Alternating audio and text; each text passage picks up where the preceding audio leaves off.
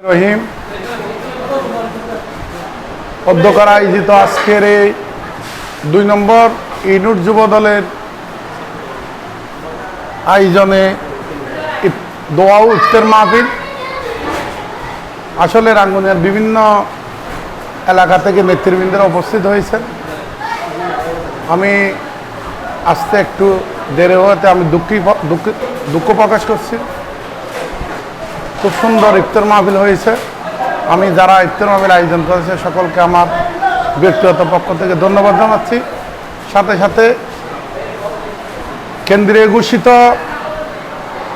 তারুণ্যের অহংকার আমাদের দলের ভারপ্রাপ্ত চেয়ারম্যান তারেক রহমানের নির্দেশনায় প্রত্যেকটা ইউনিট ওয়ার্ড এবং ইউনিয়নে ইফতার মাহফিল করার জন্য ঘোষণা করেছেন।